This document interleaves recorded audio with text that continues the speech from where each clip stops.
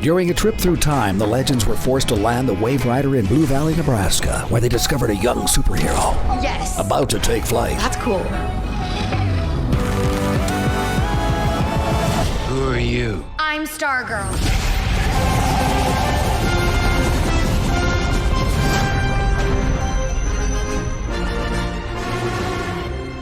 Hello, Legendaires. Welcome back to Tomorrow's Legends. We are covering the first season of Stargirl, and we are on episode 10 already, and it was called Brainwave Jr.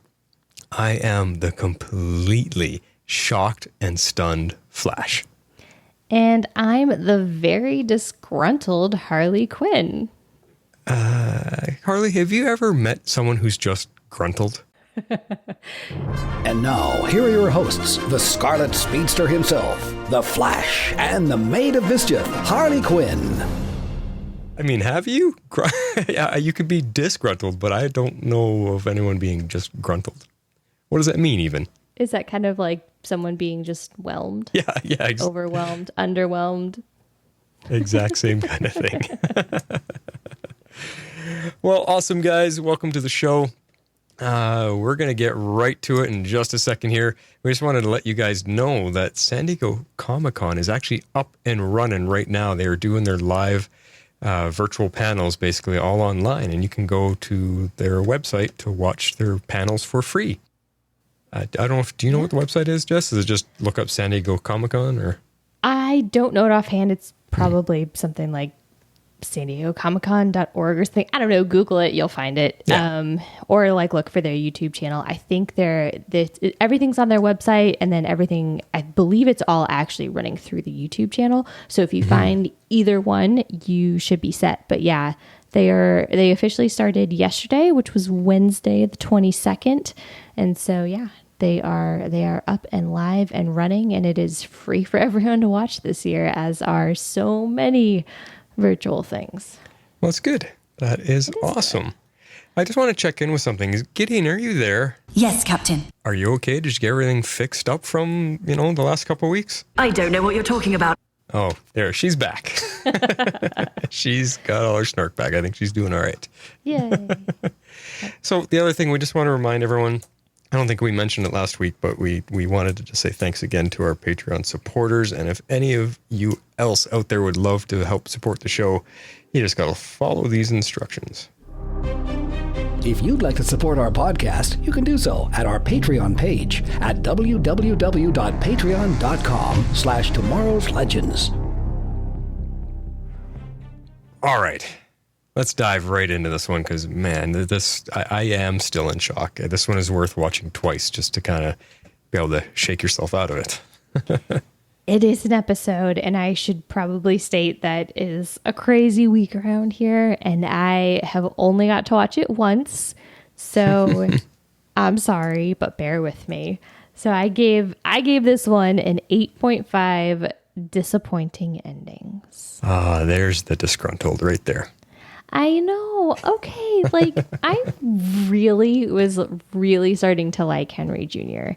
And I wanted him to stick around, like, sue me. They had him on this whole path, on this whole redemption arc, and I totally fell for it. One, first of all, they had me convinced that Jordan had killed Henry's wife.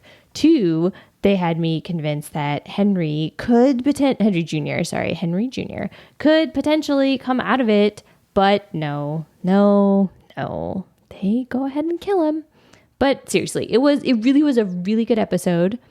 I loved the fight scenes, and I mean, of course, the ending. It was super dramatic. It was well acted, and I loved like the scenes, but I was just like so disappointed because you get to this certain point and you're just like, you know that they're going to kill Henry Jr. You just like, you know it. And I was disappointed by that piece. But overall, it really was a good episode. And we got a lot of answers. We got a lot of information. I still have a ton more questions. So it'll be a good discussion. Like, don't get me wrong. This point kind of brought it down for me a little bit. Made me sad. Yes. Well, it did. It was so powerful, so dramatic, and what a hell of an ending to get in like a episode 10. I mean, there's still a couple of episodes to go, and Yeah, and for me, I'm just sitting there going, wow, because I'm giving it 9.5 seconds between eye blinks, because I didn't blink. I was just shocked and probably had to lift my chin off the floor as well. This is the way I'm going to put it. Stargirl, for me, has raised the bar for DC TV, not by a few inches, but by country miles. This show just continues to impress with its boundary-pushing and limit-crossing directions. It's brave, it's bold, and it doesn't shy away from taking risks. And man, I love it. Yes, we're all probably so upset at what happened, and we'll get there. We'll get there in the show. But step away from your emotions and just think about it. What DC show has taken such drastic risks before? None of them. Killing characters when you least expect it, and quite a few of them already in its first season, and so far, not one of them has come back. Unlike every other show in this DC universe, when people just don't stay dead. It's unheard of, and yes, it's uncomfortable, but that's what makes this show so damn good. And I want to finish with this. Lead by example, Stargirl. Don't follow the sinking path of all the other shows. You are rocking it. I agree, they are rocking it, and you're not wrong. I agree with everything you said. I just wanted Henry to be part of the JSA. Is that so much to ask? You're reeling still. Yeah, no, I get it. Yeah, and we will come back to that because, man, there's so much with Henry Jr. this episode. The last couple episodes actually have really focused around what's going on with him. So it's been good stuff. Yes, and so I got attached to the actor, I got attached to the character, and just Yeah, exactly. So let's get into our talking points, and I think the way this episode goes, because we all know what happened, and we know what happened along the way and how it ends. So I think we're just going to go through this episode kind of chronologically, and we're going to talk about our reactions and emotions as we're watching it through the show. I think it's probably the best way for this one. Because it's too easy to just jump to the end. Oh, but they killed them. Oh, but that's not what we were feeling at certain parts along the way. So we'll talk about it as if we're in the episode. Yeah, no, I think that's a great idea. And that's definitely how my notes went. My notes were very reactionary this week. I mentioned I only watched it once. So it kind of goes in a chronological order with me kind of writing things out and then being like, okay, did they confirm that? Did they not confirm that? So yeah, let's get into it. Yeah. All right. So at the very beginning, we get another flashback yet again, which was cool. So we go back to 2 years ago and we get to see how Barbara and Pat meet, which I absolutely loved. I thought these scenes were adorable. Yeah, like I just so cute. And I was just going, yay, because I love getting to see this romance blossom.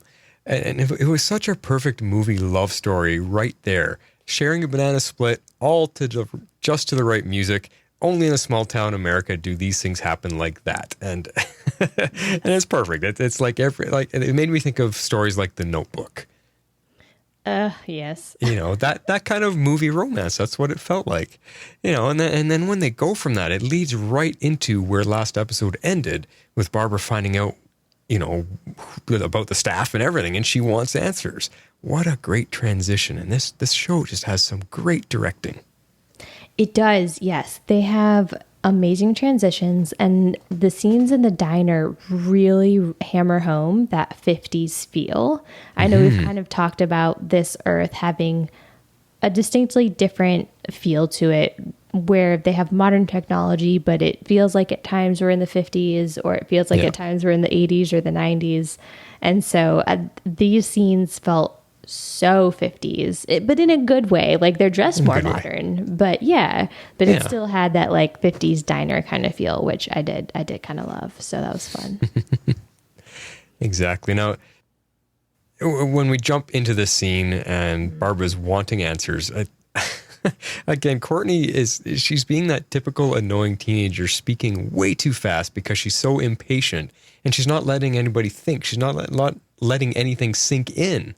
And poor Barbara can't get a handle on it all right here. I mean, yeah, we find out later in the episode what's really going on. But at this point in time, she can't grasp everything because Courtney's just blabbering away a mile a minute and not giving her a chance to understand and even get her questions answered. And it's like, Courtney, come on, slow down. Yeah, no, I totally agree with you. Like, because at certain points, I was like, I mean, I know it. I mean, it's in character for the character, of course, and but I was just like, oh, girl, you gotta just hold up for a minute. You gotta give everybody a chance to kind of absorb the information. You're spitting out information, and nobody knows what you're talking about. Least of all, your mother. Like, Pat is keeping up with you, but yeah. Not so much your mom, who's like ready to shut all this down. So, and that leads into our next point, because man, does she ever shut it down? ooh, yeah, no, she wasn't having any of this up to the point where she actually kicks Pat out. That was crazy. That was crazy. Oh man, she's not taking any of it. That the lying, the deception, the excuses. I mean, it's understandable for sure, but I didn't expect her to say, get out. I wasn't expecting her to go that far. Like, holy, okay, maybe their relationship isn't that solid, or maybe it's still young enough. I don't know. I mean, they are married and stuff, but wow, maybe stuff is just built up because she's, with the car accident and all those things, maybe things just built up for her. And yeah, I don't know, but I was theorizing, the last couple of weeks, I've been theorizing that she wasn't going to take their side. And at this point in the episode, I'm like, boy, she jumped to kicking him out pretty quick. And that was leading into my idea that she's going to side with Jordan. And so I was thinking at this point in the episode, what's going to happen from here? Is she going to ask for a divorce? Like, what else is going to go on? Or is she just so overreacting from emotions that she might reconsider after some time settle in, and she'll, okay, Pat, let's sit and talk and figure it out. Yeah, at this point in the episode, I agree with you. I wasn't sure what to expect because her reaction felt very visceral and very much like her experiences. Like maybe she's been through this before. Right. Which will come back later in the episode full force. And so I wasn't sure where it was going. I was like, oh my gosh, are they going to get divorced? Like, what is going to happen? And then they really play it up because they show the scenes with Pat leaving. They show the scenes with Mike. And then we have a couple of scenes with Mike and Courtney where, they're very much at odds. And he's just kind of like, I get it. Like, I'm not important enough. Like, you can't tell me. Like, I'm not really your family. And just all of this stuff is like building up. And you kind of become, at that point in the episode, I mean, granted, it's pretty early on, but you kind of become convinced that Barbara might up and take her and Courtney and just totally leave Mike and Pat and just go separate ways. Yeah, because she was like, I'm going to go quit work. Pack your stuff up, Courtney, and we're out of here kind of thing. That's what she was doing. Yeah. Yeah. Yeah. Like she'd done it all before almost. Just about. So, yeah, if we didn't know where, what comes later in the episode, it is understandable, but I was just surprised that she was going to go that far as to kick him out, pack up and leave. We're done in this town, because she was going to quit her job and everything. She was done. Yeah, I was a bit surprised by that. It seemed quick and like, I don't know. It seemed very much like that was, I guess, an overreaction. I mean, not that I'm saying she wasn't justified like in her actions, but I just wasn't expecting her to go to those lengths. Yeah. So.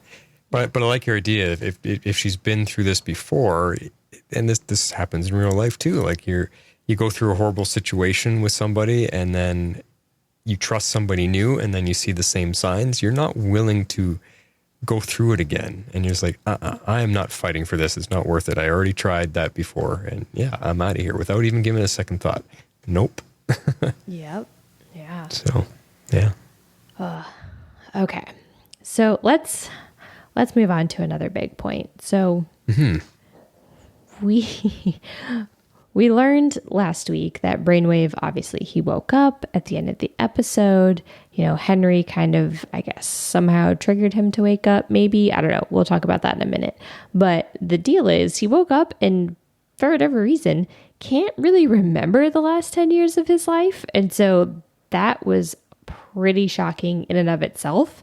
And then he starts explaining all of the things that happened, and it gets even more shocking. But let's just start with why can't he remember the last 10 years of his life? Like, that was pretty crazy.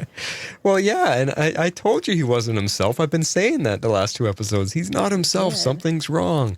And here he wakes up, and he had no idea what was going on, what the state of everything was. Plus, to him, Henry is suddenly all grown up. I mean, 10 years, that for like 10 years ago, Henry was 7 or 8 years old, right? And here he is, a full-grown teenager. That has to be a surprise to wake up to. I mean, you almost wouldn't recognize your own kid if they, for 10 years difference, especially in their height of their growing period. Yeah, no, it would be very difficult, I would think. Crazy. I can't imagine fast forwarding my own daughter's life like 12 years in the future. I'm trying to figure out what she looks like. Yeah. Oh, crazy. So, yeah, we get a lot more information. This all starts to come out, and it's coming out. The interesting thing is it's Henry Jr. who's telling his father, which it's a little bit backwards, and then we end up getting some more information later.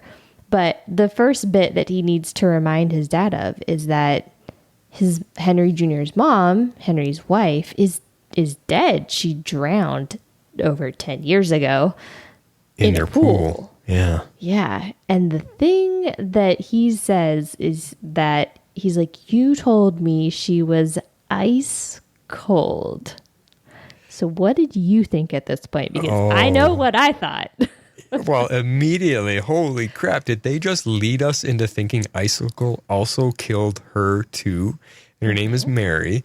Did he also kill Mary too? Just like he's killed everyone else? Like, don't cross Jordan on any front because he doesn't mess around. He's going to kill your family if you don't follow his orders. 100% that's what I thought. 100%. I'm sure everybody did. As soon as he said ice cold, everyone, like, he... Go back under the rock you've been living under if you did not jump to that conclusion. I know, seriously. It was a very intentional wording, and we all jumped to it. I was like, oh my God, Jordan totally killed her. Apparently not, but we'll get there. So what actually happens is here's the whole reason Brainwave wakes up, which is pretty cool, and I think one of us theorized it. I don't remember if it was you or me, but we definitely talked about it, that like he was reaching out to Henry like while he was in a coma, and it kind of triggers Henry's abilities, which then triggers his dad to wake up. So it's kind of like this whole evolution of things, which is really interesting. Yeah, like he was kind of guessing at, that if he reached out to him, he could trigger his son's abilities. So that means that he had an idea that Henry Jr. would have the same powers as him. So I'd like to know a little bit more about that. We probably won't know, but does that mean he was experimenting on his son, or did he know that, like I hypothesized, that because he opened up his brain, that alters his own genetic code so that he just passes it on naturally to Henry Jr.? But whatever the answer is, he obviously knew that his son would have the same power, so he was trying to get them to react and start. Yeah, I definitely think he felt as if Henry should have powers because, I mean, we see him testing him early on, like trying to see if they're there, and then they're not, and then all of this kind of happens all at once, which probably the emotional strain on top of his dad reaching out probably is what ultimately like triggers everything to happen a little earlier in him, would be my guess. But yeah, it was definitely pretty crazy. Yeah, and I mean this whole scene, I really, really like this, and it's going to come up again later, but I thought it was a really nice moment between them, even though Junior was telling him the tragic story of what happened to his mom, Mary.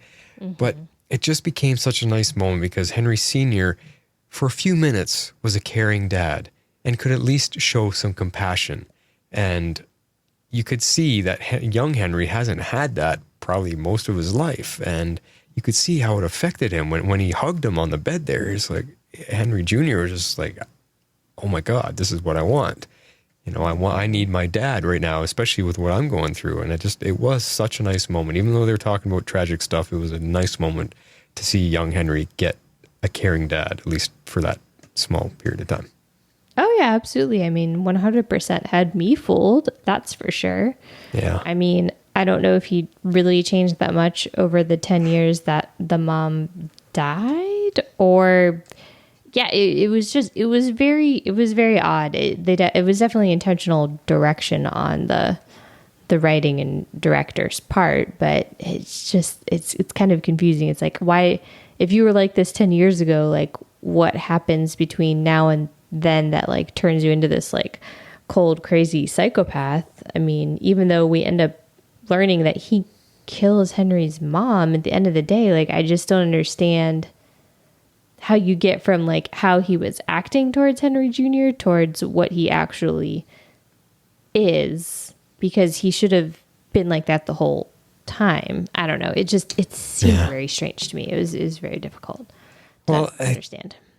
I'm thinking that Henry Sr. was probably not the best dad for most of young Henry's life. I think 10 years ago, because he had his powers, obviously, and he was working with Jordan, and, you know, he obviously killed his wife. So he's not a good guy. 10 years ago, he wasn't a good guy, because for whatever reason he killed Mary over. He's not a good guy at that point in time, so he probably wasn't a good dad. So I'm thinking Henry Jr. has not had a good father for most of his life. Yeah. Yeah, no, I mean, I definitely agree with that for sure. Yeah. Now, they come back to a scene with them in the hospital as well, because young Henry actually hears his dad speaking, and it's his dreams. He's hearing his dreams, and I'm thinking, whoa, okay, so when these guys dream, they don't have control over their thoughts they're projecting out? Or is it just because these two have a link with each other? I don't know, but man, can you imagine that? Someone being able to tap into your dreams and listening, like talk the secrets and the information you could give away from your dreams. That is freaky. Yeah, that's pretty crazy. Yeah, I definitely agree with you. I think it's their bond that is more connecting them for sure. Right. Yeah. Now, what he picked up on in the dream is Henry Sr. was talking about the last day. He kept going on the last day, the last day, the last day, and gave away some things that he was talking about Mary and on that last day. I can't remember all the exact details, but Henry goes running back to the house to find the very last day, which was the last day on the tape.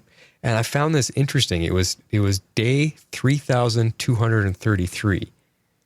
And if he's taping every single day, 3,233 days turns into 8 years and 8 months.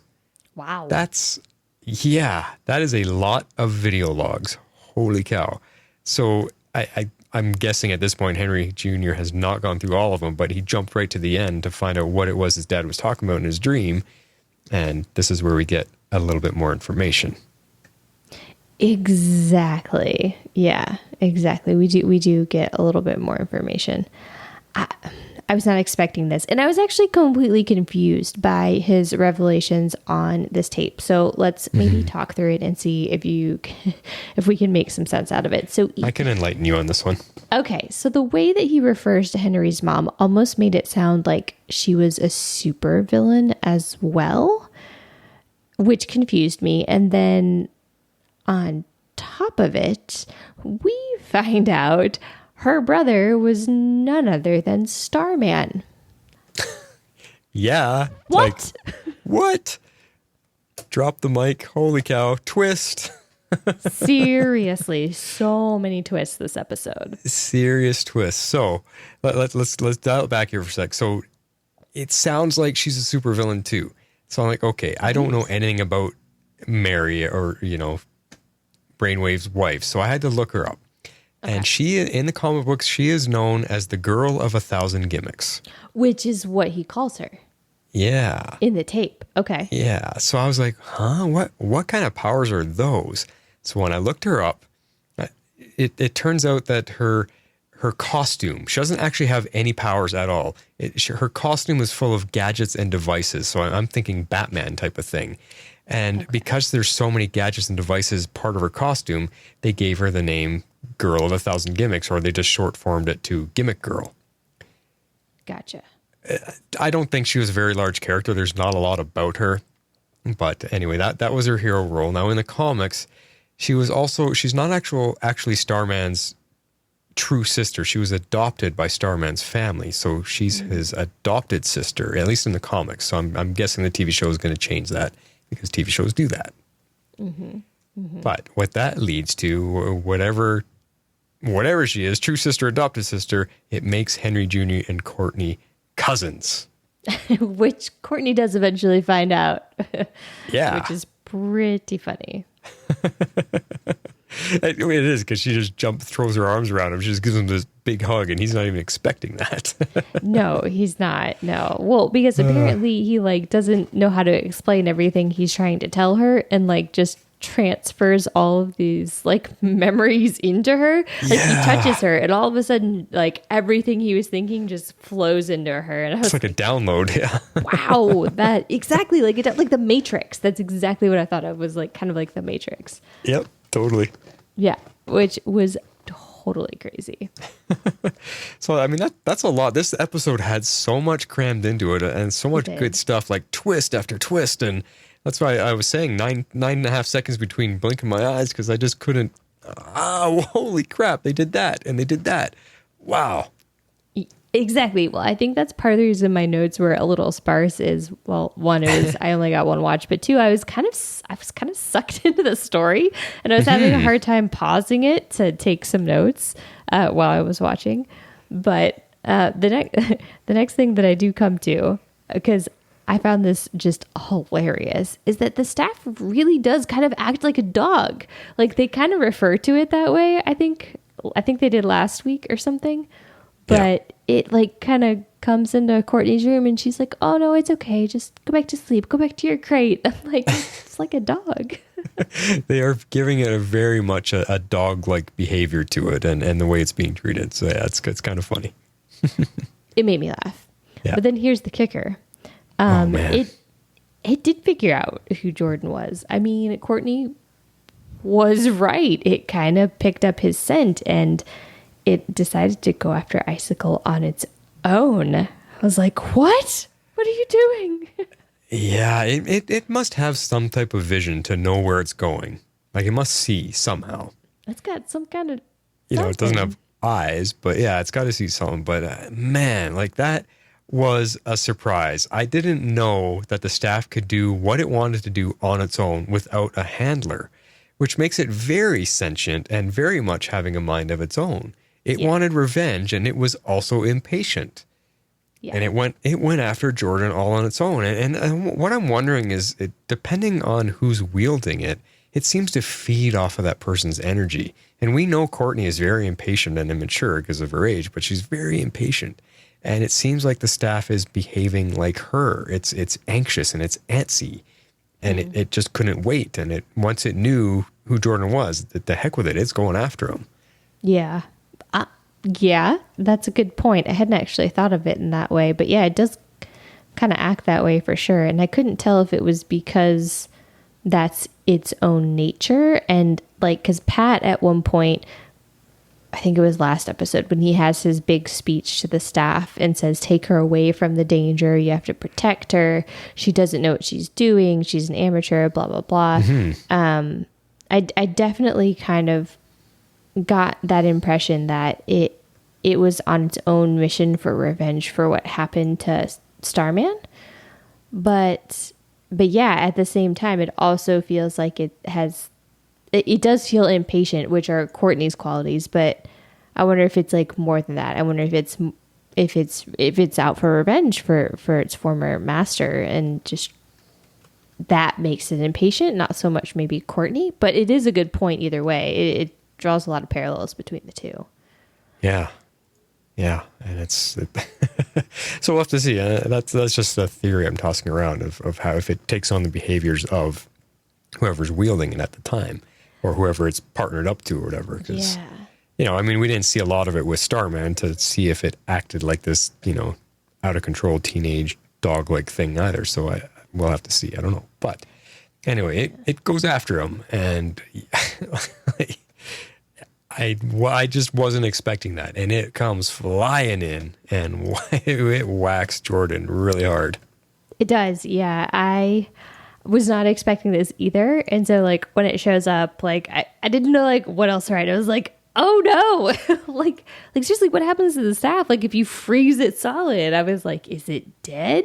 Is it like, what happens? I mean, obviously we find out later, but I was very alarmed and confused by the fact that the staff went off on its own and Jordan just sort of stopped it and froze. Well, I guess technically Brainwave stopped it. He stopped it with his telepathic abilities. But Jordan totally froze it. I was like, oh, that's not good. Yeah, I mean, it first off, it hits Jordan with the full brunt of its power, it seems. I mean, it comes flying in and it's charged up and it just blam. It sends him flying across the room into the wall. And Jordan just gets up from it. Yeah. And I'm thinking, what? Okay, everyone it's hit like that has not gotten up. And I'm thinking, okay, Icicle is a lot stronger than we realize and a lot stronger than the comic books ever portrayed him. And because, I mean, that blow would have taken anyone else right out, knock him out cold. And he basically just gets up right away, shakes it off. And then, like you said, Brainwave, puts some type of force field on there and or whatever. He's got a hold of the staff with his mind and the staff's fighting, but he can't, so Brainwave does beat the staff hand one-on-one kind of thing. And yeah, Jordan just walks up to it and grabs it and puts a full-on freezing it dead in its tracks. That is not good.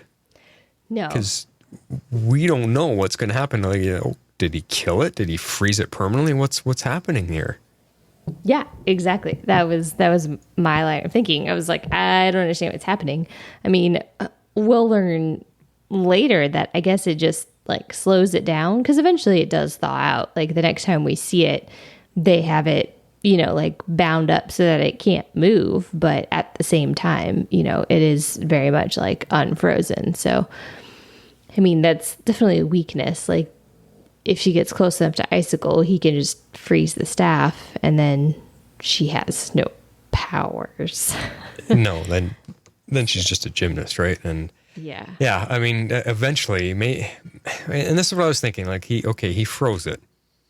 Does it just thaw out, or maybe does the internal cosmic energy help thaw it out? Because I was thinking, if not for its cosmic energy, which is pretty potent, powerful stuff, maybe it would be frozen solid and essentially dead. So I'm thinking that possibly the energy warms up from the inside. It just took a while. Yeah, no, I agree. I think that's definitely a plausible theory. I mean, it's mostly made of energy and cosmic energy at that. So I feel like freezing it solid will slow it down and potentially stop it, but not permanently. So Right. it's good to know.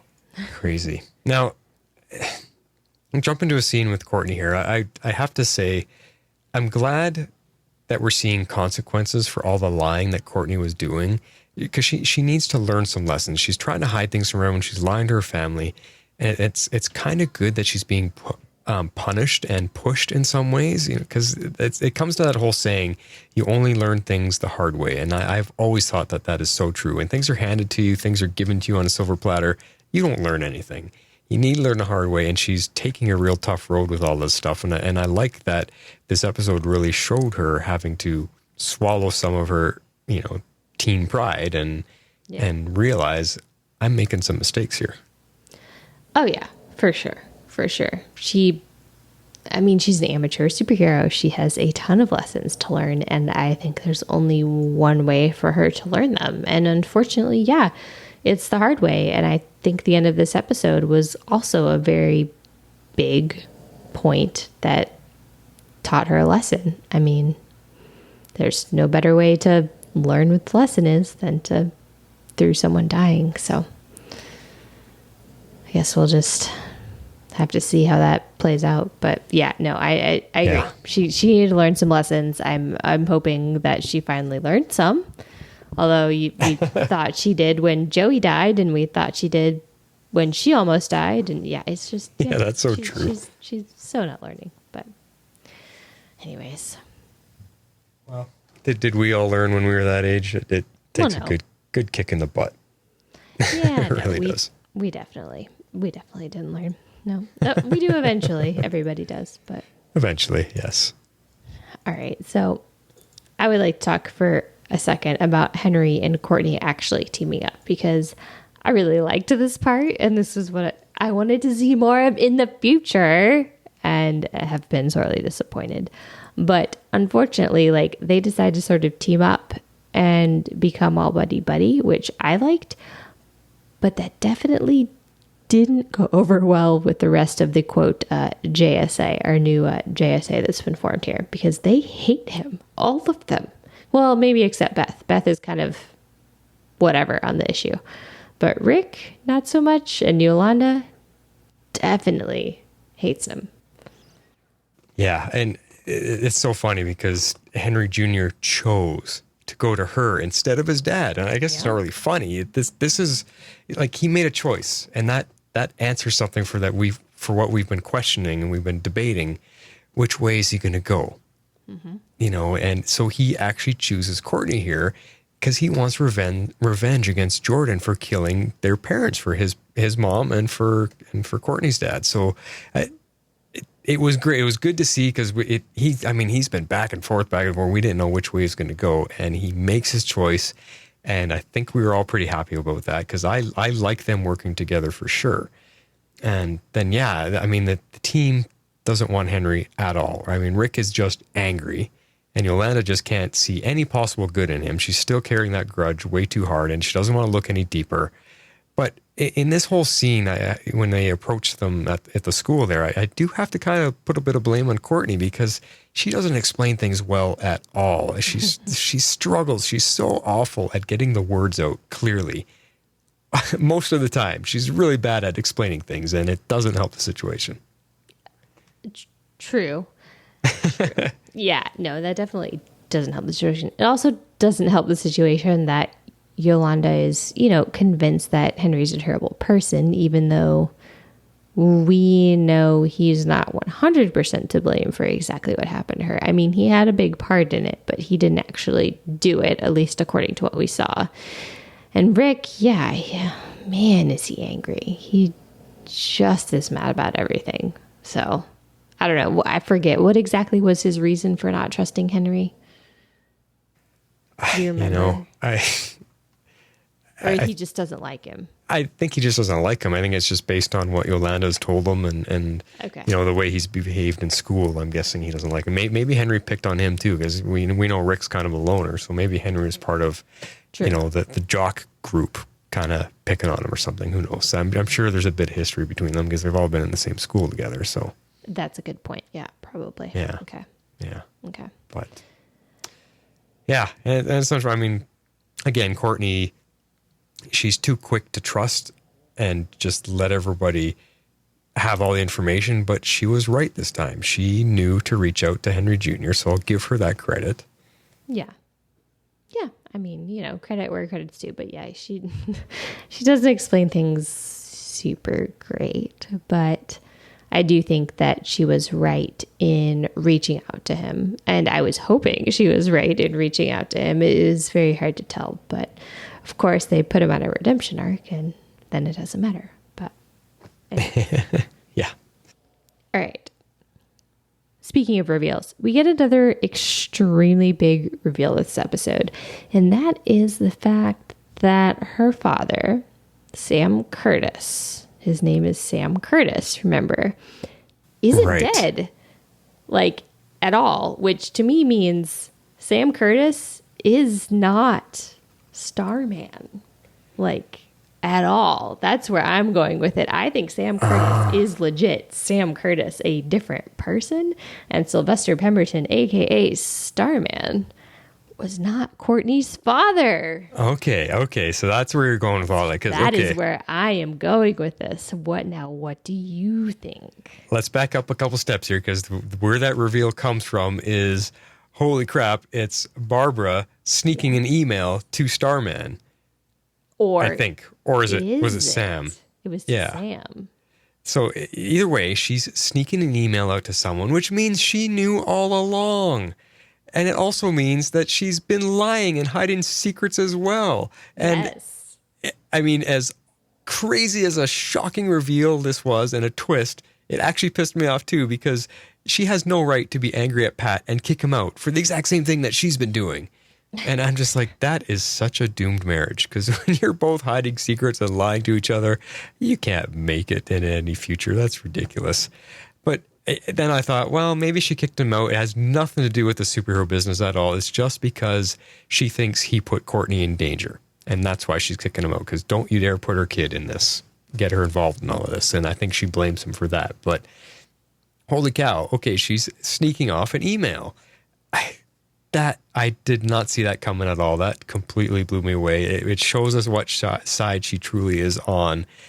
But now, what does that mean for her? Who is she? What's her role in all of this? Did she help Starman without Stripesy knowing? Why didn't Stripesy know who she was? Is that because Starman only came home once a year, maybe? I don't know. And then you're talking about Courtney. Is Starman her dad? Is he her dad? We don't actually have confirmation yet. You're thinking this might be two different people. We have no confirmation on all of it, but let's speculate, because what does this mean? It's her dad just because Barbara reached out to him? Potentially no. Well, okay. So let's break this down. So the email was to is either to Sam Curtis or an S Curtis. I didn't catch like the whole email. I think Jeff may have sent us a screenshot, but there was definitely an email, and I believe it was to an S Curtis or Sam Curtis or something of that nature. Now, what I gleaned from all of this was, and especially from her denials at the beginning of the episode, was that 100% Courtney's father is not Starman. So that's kind of where I'm going with this. I don't think her dad was Starman. I think Sam Curtis is truly a completely different person than Sylvester Pemberton, despite the fact that they're trying to make those lockets look like it is the same person. But I am in the camp that they are two different people, but that for whatever reason, I agree with you in the fact that Barbara's hiding stuff, because I think she cut Sam out of their lives and she didn't tell Courtney the truth because Courtney was very young. And she I don't think she told him that her father, told Courtney that her father was dead, because she had no idea what happened to her father. All she knows is that after she was 5 or 6 years old, she never saw him again. And then when she puts 2 and 2 together with Pat's story and the staff, she assumes, as many people have written in to tell us, she is assuming that Starman is her father based on coincidental information. So I'm kind of going down that route until they tell us otherwise. I think Sam Curtis is a different person than Sylvester Pemberton, and that for whatever reason, Barbara cut him out of their lives and basically either forbid him to see her, or he's like, or he legit, I mean, she said he abandoned us. He may have. Because I think, doesn't the email say something along the lines of, is this really you? If this is really you, contact me. It's about your daughter. Yes, I pulled it up. You're right. Jeff Gentry did send us a screenshot of it, and it says to S Curtis 61 at bepromptmail.com, and it says, subject, your daughter, Courtney. Sam, if this is you, please contact me. It's important. Okay. All right. So. I think Sam Curtis is not Sylvester Pemberton, in my opinion. So you don't think Sam Curtis is an alias for Sylvester? Sylvester's the actual Starman superhero, but he goes by the name Sam Curtis. You don't think that? Not at this point. As his alias? Okay. Interesting. I really have no theories on that. I was just in such shock that happened. And right? I was like, what? Okay. What's going on here? And how much does Barbara know? How involved was she?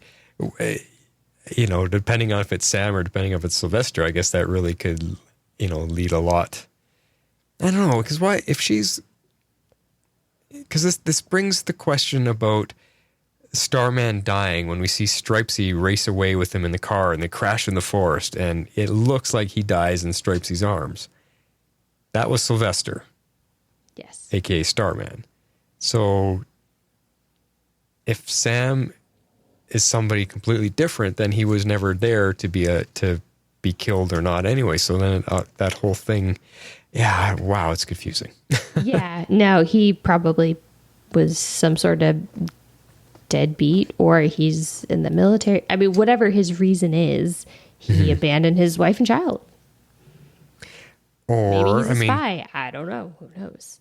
or to counter your idea, maybe Sam and Sylvester are the same person, and Stripesy left him there, and he actually is alive, or he came back to life, or whatever the thing is, and Barbara's kind of like his liaison to, I guess, to his daughter, to what's going on. I don't know. Like that's the thing. That's where I was in. Just like, how deep is Barbara into us? Is she someone that works with him? Does she, because you would think when Stripesy meets her, when Pat meets her, you would think he would recognize her, but he doesn't. And they get married, and because Stripesy was there with the team the whole time. So that kind of lends to your theory that they're two different people, why Stripesy would never have seen her or met her before. Mm-hmm. Okay. Interesting. Wow. Mm-hmm. That's a lot to wrap your head around. We need more from Barbara. We do. I have a feeling it's coming. Have a feeling it's coming. Well, while we're talking about Barbara, because, man, she had some good stuff this episode, finally. She did, and I was super excited about it. She was totally getting into it. Like, we didn't realize it. Like, she kind of just seemed, like, mad and then taken aback and then, like, kind of wary of Jordan. And I loved this scene because, like, Pat comes rushing into her office and he's trying to, like, talk her down off the ledge, like, don't quit, don't whatever. This is the same scene where we see the email to Sam Curtis, even though we've already talked about that. And then Jordan comes in, and then his parents come in, and it's like a whole thing. And we find out she records the entire conversation. I was like, yes, go, Barbara. Yes, you are suspicious. You are slowly, like, buying into it. You and Pat are going to reconcile, and it's going to be great. It was so awesome because finally she has something to do. I was so excited for that. The whole happy wife with a normal job was just a cover for her because it was just a cover. She had her own disguise, her own cover. And it was such a good scene for her. I'm just so glad now they fight, because we were saying 10 episodes in, she's kind of nothing.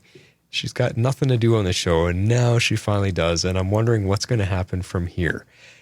Does she forgive Pat? Do they realize each other? We're just trying to protect each other. And are they going to start working together? What's going to happen from here? I hope so. I want them to start working together. I'm hopeful that these scenes mean they're going to start working together, especially at the very end when they translate the conversation, which was pretty crazy. And now all we need is for someone to give Mike that pink pen. I know you don't want that, but it would complete the family. Well, he actually has not been annoying the last couple episodes. He's had some serious scenes where he's dealing with some stuff, so he's been fine, and I feel for the kid. But, man, if they give him the pink pen, I guess it kind of makes sense, but, wow, we have a real young team if they do. That is true. That is true. But he had that whole scene with Courtney earlier on when he was like, man, you don't even trust me. Family's supposed to trust each other. So. Yeah. Yeah, I have a feeling it could be coming. Or he gets the Green Lantern. Oh, yeah, that's true, I guess. But I think Pat confiscated all the remaining things except for that pink pen. It's the only thing left in the house. That is true. And he's going to find it, or she's going to give it to him. Yeah. I wonder if she remembers that she has it. Maybe she doesn't realize Pat didn't take it. Yeah, she may not remember that she has it, and he might find it. That would be really interesting. We'll have to see. Yeah, funny.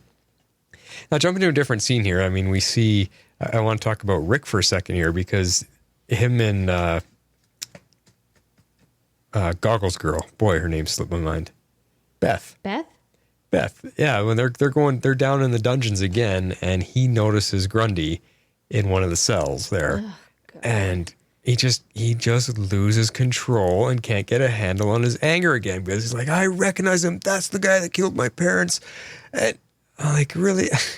Are you thinking you can take Grundy on one-on-one when you can't even handle Sportsmaster? You see this 10, 12-foot tall monster behind a cage, and you're just going to rip the door off and fight it? God, kid, you're an idiot. You got way too much emotion going on. You've got to get a handle on your anger, because you would have been squashed. Yeah, he's super emotional. And I kind of was feeling for Beth in these scenes, because she's trying so hard to get him to just leave it alone. She's like, come on, this is not what we're here for. Don't forget about Courtney. Like, this is not the plan. And he's like, oh, there's a change of plans. And I'm like, oh, God, you are so 16. But yeah, no, it's just, he is very emotional, and I'm hopeful they'll continue. I mean, that they have to like continue to develop his character. And I mean, he's come like a smidge of a way, but yeah. Like anything surrounding his parents, it just sets him off, and he just gets like uncontrollably angry. I mean, and I get it, but at the same time, I'm like, okay, we're gonna have to rein that in. Gotta get him figured out this season. Yeah. Well, his stepdad is kind of disappeared, or his uncle has kind of disappeared out of the the equation. So we're going to have to see him get back to that. And there's going to have to be another scene this week, because obviously he's going back home. I mean, he's not living with anybody else. He's going back home to him. So we have to see a scene there to see what's changed. Now that he's got all this confidence, he's going to punch his uncle out. Probably. I'd be surprised if it hasn't happened yet. I mean, he did do the whole thing with the truck, so. That is true. So, and why hasn't his uncle come to say, hey, man, like, you owe me, you ruined my truck? Like, yeah, his uncle probably doesn't know it was him that ruined the truck, would be my guess. Pat figured it out pretty quick, but I doubt his uncle had any clue. That's true. Yeah. Now jump into a scene with Henry here, because this is all, I mean, there's so much that happened here. This whole last row of sequences, it's all in the depths of the dungeons and the bad guy's lair, basically. And there's so many things going on. So another point I wanted to point out here is Henry apologizing to Yolanda. And it, we've had a debate on is Yolanda overreacting to what he did? Is she why doesn't she give him a chance? And why hasn't he apologized? Why hasn't he told her the truth? And here he does. He finally does. He's trying. You can see that he feels guilty. He's feeling hurt. He's feeling everything. And I think the way I'm seeing his character develop here, it's because everything that he's feeling, these guilty feelings, these hurt feelings, the shock of finding out what happened to his mom and all these different things. All these things combined are leading him to the good side and joining the fight with the JSA. And I think that was the ultimate transition to help him make his choice, which side he's going to fight for, because of everything he started feeling. And it proves that he's a good kid at heart. Deep down, he's a good kid. He doesn't want to be a bully. He doesn't want to be the tough jock that, picks on other kids. He's a good guy through and through. And you can even hear it in his voice. His voice even changed this episode. He had a much higher pitched, kinder voice, and not the tough guy walking down the hallway kind of voice. So there was a lot of change happening for him in this episode, and I felt for him. And like you said, the actor playing that part, man, what a performance for him all episode. But he apologizes. He's trying. And we do see Yolanda finally start to almost listen and realize maybe it wasn't Henry's fault. Yeah, I think so. Especially in the ending scene, once you get kind of like down to the end, when when either him or Brainwave is keeping them behind bars where he faces down, they face down each other. And so I think by the end she has come around, but it's like too little too late kind of thing. But once she sees him getting hurt, then her feelings for him come back to the surface. Yeah, that's kind of what I was feeling too, for sure. Yeah. And so, I think if they had had some more time, she probably would have forgiven him, or he would have figured out how to do the trick where he accidentally did with Courtney, where he like downloaded all of his thoughts. He probably could have done the same thing with Yolanda. And I actually in that scene was half expecting him to, and he didn't, which is fine. I mean, he apologizes, and you could tell that he regrets everything that happened between them, because even though he didn't necessarily do the initial act, he perpetuated it. He was persecuting her, calling her slut, like all of these things. Like he like kept it going for sure. So I definitely feel like there was a little bit more that could have happened there, but I think she would have I think she was coming around by the end for sure.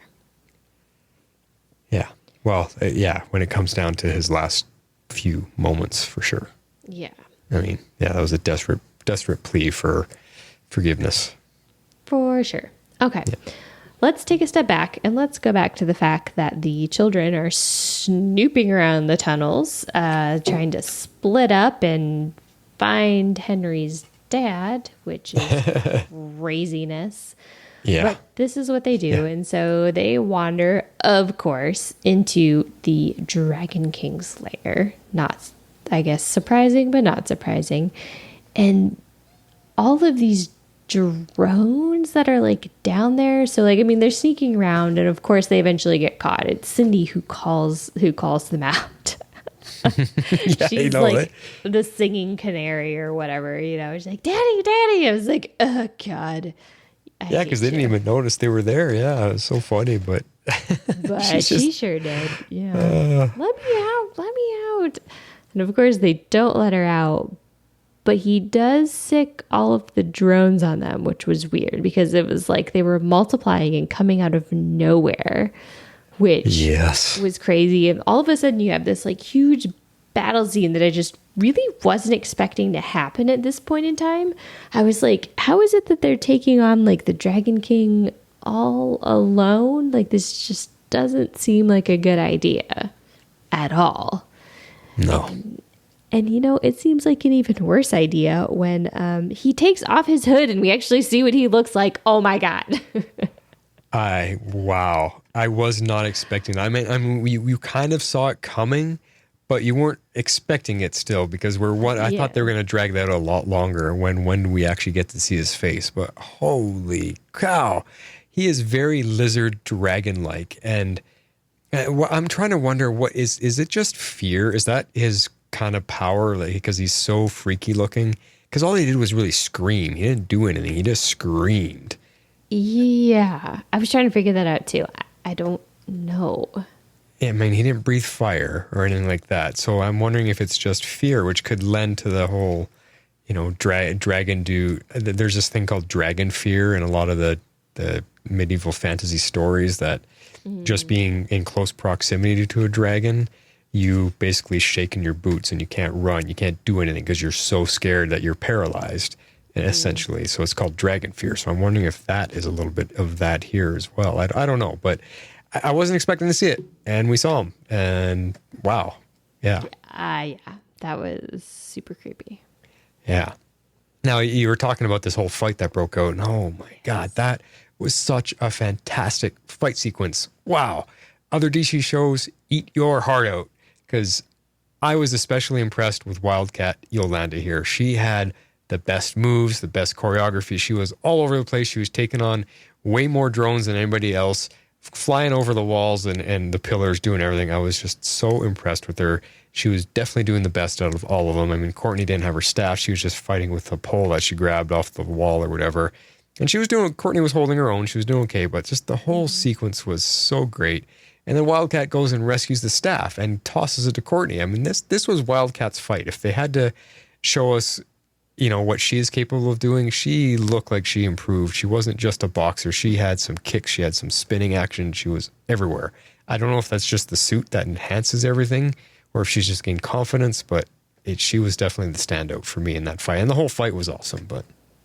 The whole fight was awesome. Yeah, I agree. They definitely showcased her the most. But yeah, Courtney had some great moves, so I was kind of impressed with her fighting skills. It definitely seemed like maybe she'd been training a little. I don't know who with, maybe with the staff, I guess. But she was wielding that well, not her staff, but the other, like bow staff kind of thing, like pretty expertly. I was quite surprised. So that was pretty cool. I think we're to assume that they are continuing to train, and we're just not going to see it as much like we saw in the first couple episodes. So I'm assuming she is training still and just honing her skill. Yeah, exactly. Yeah, that's kind of the impression I was getting. But it definitely was. It was a crazy fight. Like all of the drones that just kind of kept coming in. We got to see the Dragon King. They showcased a couple different people. Like Henry did some cool stuff. Like everybody did some pretty cool stuff. So I enjoyed that. It was a really good scene. I was definitely caught up in trying to like watch it and not dissect it for sure, but it was really good. Yeah. Oh yeah. It was. I had to go back and watch the sequence again to take my notes because this episode had so much was going on and happening, and yeah, it was insane. Keeping notes, it was a flurry. I would furiously write like 3 or 4 lines, and then I wouldn't for a while, and then I'd have to pause and try to catch up and rewatch. It was crazy. This episode is the best one, I think, for me. best one so far. They've all been so good, but this one really just tipped it over the top. Yeah. Yeah. It was definitely a good episode for sure. But we're down to the final moments here. We are down to the final moment. So in the end, we do end up getting Junior versus Senior.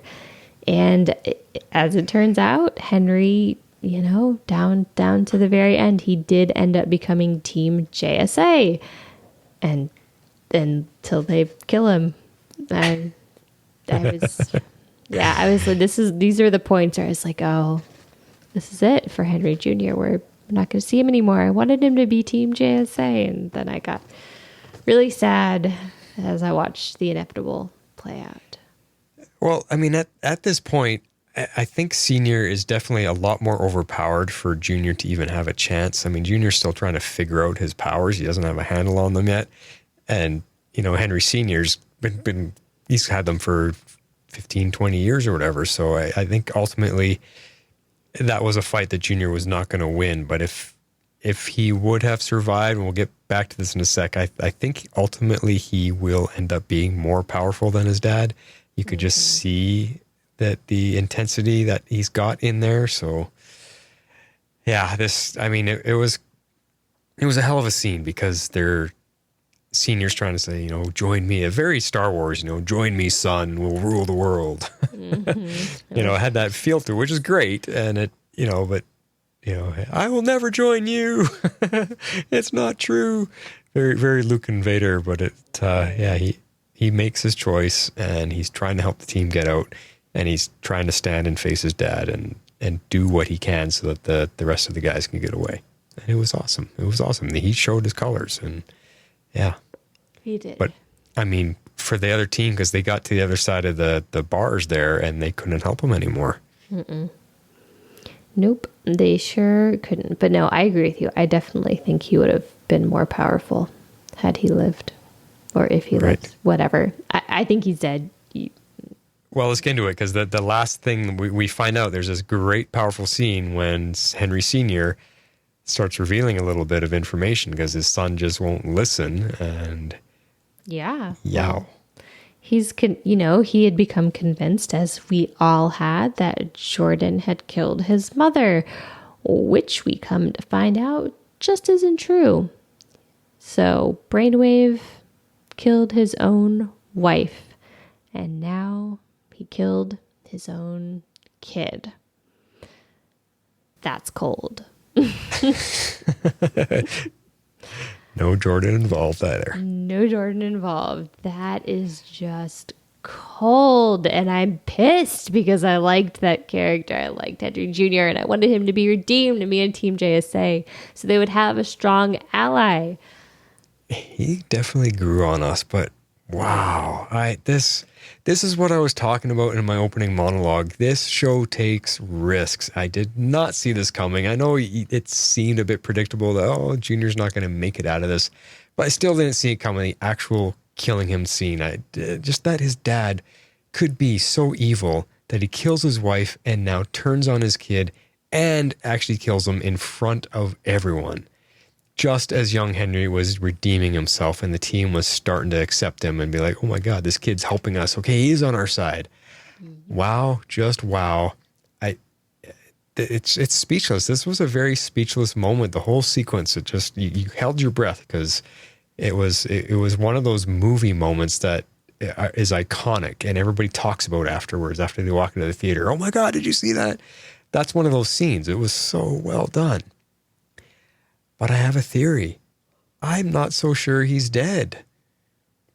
I have this inkling spark of a feeling that's underneath those rocks with Henry Jr. that he maybe protected himself with some type of energy bearer like his dad's been using. He may have put that on himself and protected himself from the rocks to make it look like his dad killed him so his dad could walk away thinking he's dead and he might pop up again and help the team and surprise the bad guys. Look, I really hope you're right. I don't know. It seemed pretty much like they killed him. But look, I am not going to even try to refute that theory because I will be happy if it is correct. Let us hope. put your hands together and pray for that moment. Yes, that he protected himself in the very end. That's right. Yes. All right. Well, man, what a lot to talk about. This really got me revved up again. I almost want to go watch the episode again. So I think our favorite scenes are going to make us relive some of these crazy speechless moments. So shall we get to them? Yes, we shall, because I think I am emotionally drained. Shape out an eagle! All right. Well, we're going to go in kind of order of the episode, just like we've been talking up until this last little bit. The scene that really got to me was when the two Henrys were in the hospital. And like I talked about it in our notes, that they actually had that nice moment together as father and son sharing, the tragic news with each other. I really like this moment. I'm going to play a good chunk of that scene because this made me really connect to Henry Jr., that this poor kid, all he needs is someone that cares about him and shows it and expresses it. And that's what this scene is about to me. Here it is. Why are we here? You had a seizure. No, I mean, in Nebraska. You moved us here after Mom died. Mary? You don't remember? A long time ago, there was an accident. She drowned. I see.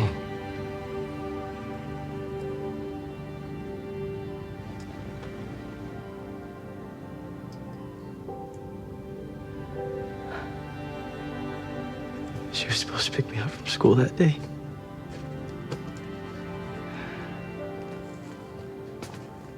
And I was scared that she had forgotten about me.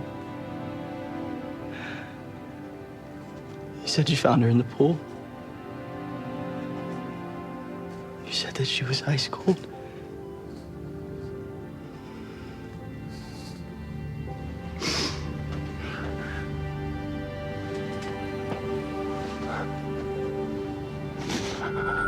I loved her.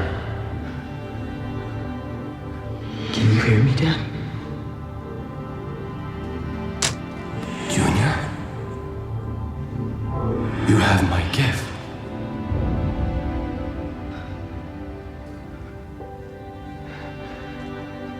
Did I know this? Was I teaching you? No. It started when you were in a coma. I may have been trying to reach out, triggering your latent abilities.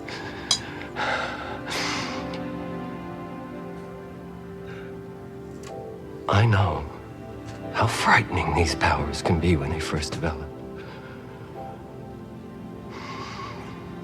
I'm going to help you, son.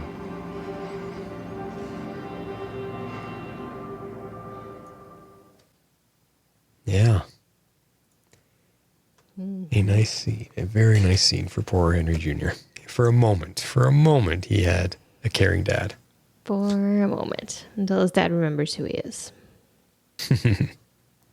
Well, I think this episode is all about Henry Jr., so I think the rest of our favorite scenes are continuing. And I threw in a bonus one here because it's also a Henry scene, and it's completely opposite what we just heard and what we're going to hear with your favorite scene.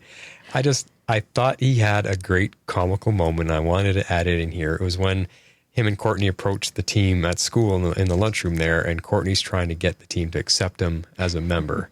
And they won't have anything to do with it. It's his one line here, and it cracks me up. I'll just play it, and then we can laugh after. Way to go, Court.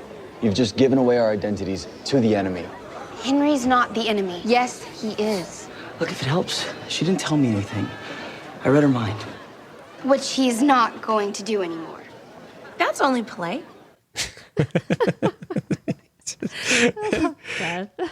All three of them are just funny. If it helps, I just read her mind. It's not her fault. It's like, well, that's only polite. Of course she would see it that way. But I was kind of like with her. It's like, yeah, you shouldn't be reading their minds if you're going to work with them. Yeah, so funny. So I just loved it. That was just a fun little thing. So, but that leads into your scene, which is also another Henry scene. This is all about Henry Jr. It is all about Henry Jr., which is not surprising given the title of the episode. However, as much as I am so saddened by this scene, it was a very good scene. So I chose Henry's speech before his death. Yeah, there's a couple parts to it, so I kind of strung a little bit together here. Here we go. Jordan didn't kill your mother. I did. I had to make a choice. Don't make me choose again, son. Stand by my side now. Or not at all.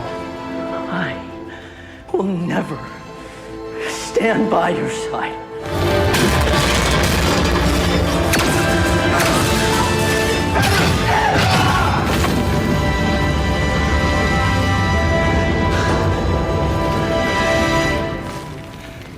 I am sorry.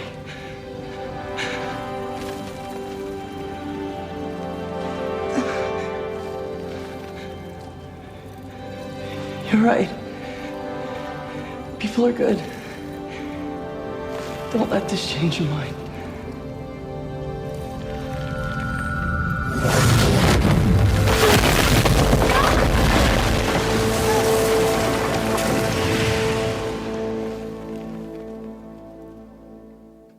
Whoa, that gave me shivers again. Wow. Yeah, tough. That's. I mean, the fun part of it's almost Empire Strikes Back, word for word. It's so funny. That is true. It kind of is.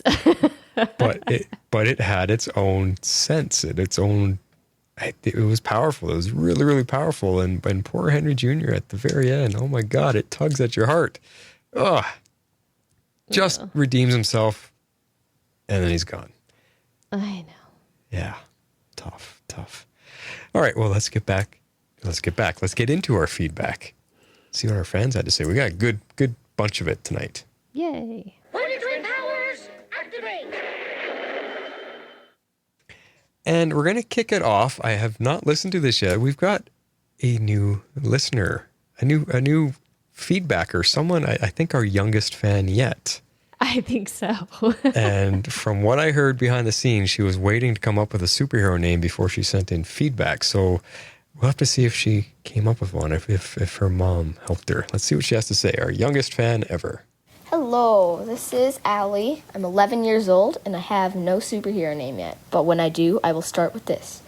Okay, so I loved this show, but the thing is, last episode, I kind of got a little mad because I thought Henry was going to be a great addition to the team. He was going to help out a lot. This was going to be epic. Thank you. And when Brainwave woke up, I was like, oh my gosh, Henry and Brainwave, sorry. I thought they were both going to be on the team, and I was super excited. And I was like, yay! And then he got bad, but I thought maybe he was just staging it. And then he murdered Henry. What kind of dad are you?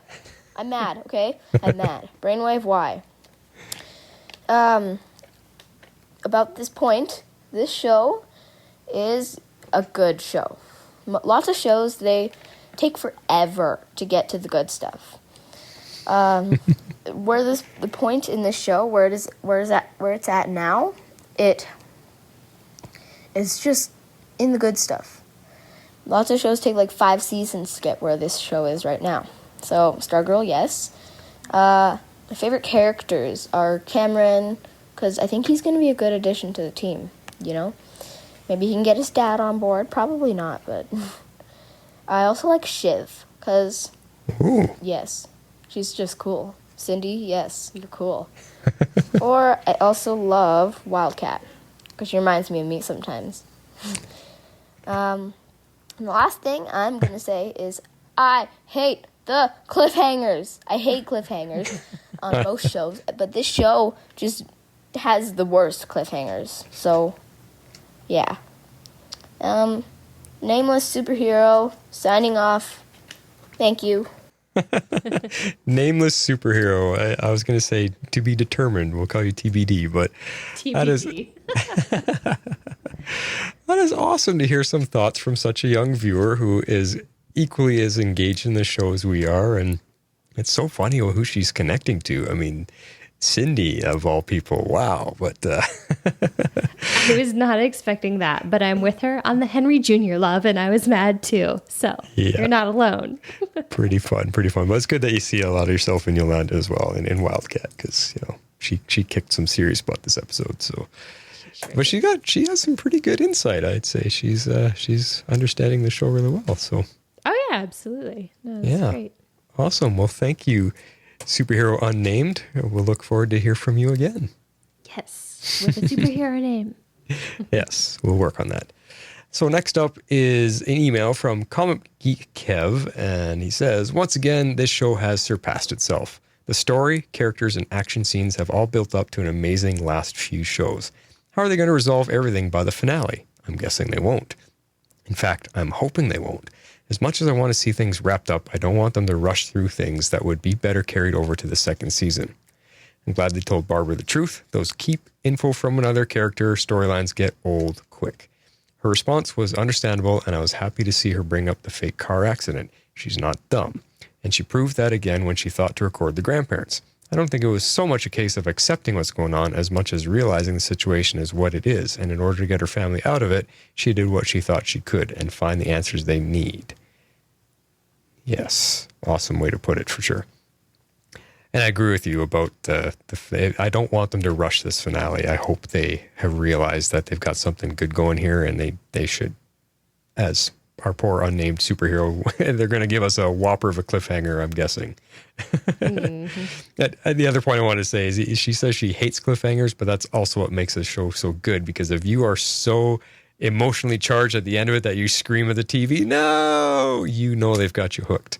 So that's good. That's a good thing. That is true. All right, so on with the email. The way the email to Courtney's father was handled really makes me think there's way more than we think. I don't think the world of superheroes is necessarily all that foreign to her. There is a Sam Curtis in the comics after all. I suggested last week that I thought they might pull a switch with Henry and Cameron. After what happened to Henry, maybe not. I see 3 possibilities. 1, they make Cameron a good guy, but that's sort of the same story as with Henry. Bad guy, kid is good guy. They make Cameron a bad guy, but that seems obvious given what happened with Henry. Or, I have no idea what goes on in the heads of TV show writers or producers, and I should keep my theories to myself and just enjoy the show. Option 3 for all of us. I don't know. But otherwise, we'd have no podcast if we didn't pick sides and theorize about things. Fair. Yes. That's what we're all here for. Plus, we haven't seen much of Artemis, but it seems safe to assume Cindy is going to remain bad and Joey is apparently dead. I still think we will see a mix with the kids going good and bad and maybe a double agents, perhaps, next season. Where were the other kids I'm forgetting, or maybe we just haven't met them yet? I don't know. Oh, are we forgetting anybody? I don't think so. At least I think we've covered them all. Artemis, Cameron, Joey, who's supposedly dead, Henry Jr., who is supposedly dead. Yeah, I mean, there was no Sportsmaster or Tigress this episode, so there was no Artemis. I mean, it makes sense. We haven't seen the gambler guy either for a couple episodes now, so... Yeah, Principal Bowen, her son, we haven't seen much with him. I think his name is Isaac. So Right. He's the one kid we haven't really seen that much from at all, aside from like Artemis, who we've seen just slightly more than him. And that's okay. He's the only one. I mean, 13 episodes, you don't want to fit in too much. They're working on a few character stories this time, and maybe next season we'll get more. But I like it. There's nothing they're doing wrong. It's a pretty amazing path that they've set them for themselves. So. Oh yeah, that's good. So he continues. The fight scenes were great once again. Stargirl without her staff, but still able to ably fight with substitution is great to see. There's more to her than her magic stick.